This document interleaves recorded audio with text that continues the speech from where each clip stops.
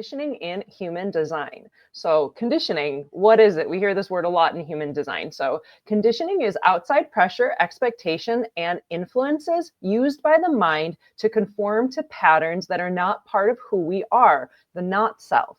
And these are adaptive strategies which become habits and take us away from, repress, and conceal our true self and purpose for incarnating. And this pressure on our openness is triggering our minds into thinking about all that we are missing. This is where the mind treats the body like a slave. It treats it, no, go here, no, worry about that. So basically, expend this energy, fear this, worry that, second guess your own self here, and repeat, rinse and repeat, and never stop, and then have moments of yourself, many moments of you're just being you. And then it's dotted again by the conditioning. When you don't know the information, you can't really pull those two things apart. So you can start to see, oh, I am me, but I'm also not me, and I got to handle that. And that's what the conditioning is, because just conditioning generally, Moni, we're supposed to be conditioned. We're just supposed to know ourselves in the midst of it all. I mean, there's no life without the conditioning is part of the joy of life in a way, right?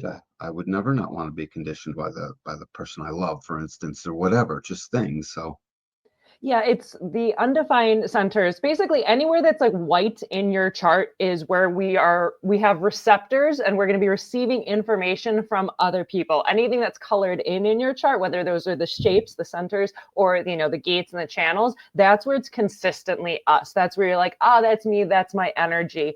And understanding what is us and what is that which we're receiving from the outside. So like Danny's saying, like, it's not a bad thing to be conditioned. It's just like a part of life. Like, you're going to be influenced by family, friends, loved ones. You're going to be influenced in these ways, but recognizing what's you and what's not you, and how to make correct decisions based on yourself and your defined energy, and not getting lost into that second later, that record skip beat later that comes yes, in, that starts like talking, right? Where your body was already like, I'm not into that. And then like a second later, it's like, but this thing, right. And then suddenly you're censoring yourself. You're editing your words. You're also a liar. You're turning into a little micro liar. It's important we don't shy away from this word. You know what I mean? It's not a judgment. It's just a truth. And I love pointing out to people who you are and who you're not. And this is the most fundamental aspect of that conversation, or one of the most fundamental aspects of it, because the openness is what we're open to, and we think we're supposed to be it. That's the conditioning. And much of this is that leftover seven-centered conditioning from just a couple hundred years ago. mm-hmm. That's from 1781 when the changeover took place, and we're still in a hangover, that old seven-centered conditioning where mind did treat this body like a slave. And they were sort of okay with that. They loved mind back then, they just very yang, all yang, no yin.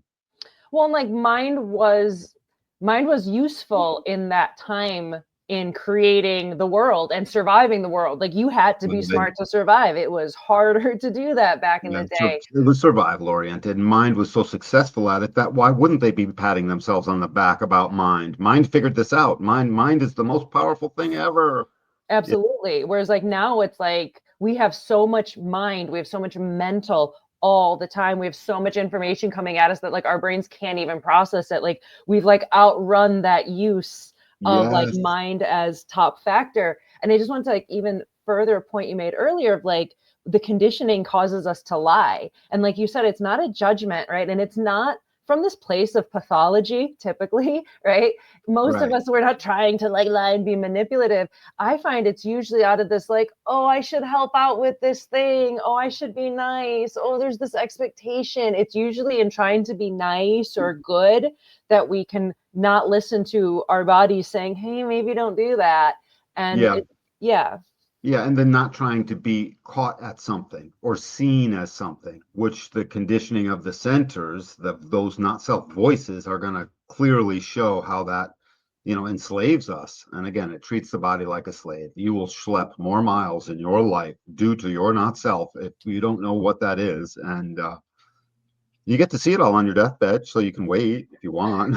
I mean, right when you're going, the two crystals, they start to disorganize and come together, and the being always gets this, oh, and it's, if they don't know better, that dope, can very easily be I shoulda. Mm, Imagine that. It's like wrong time, yeah, what could have been? Oops. Oopsie.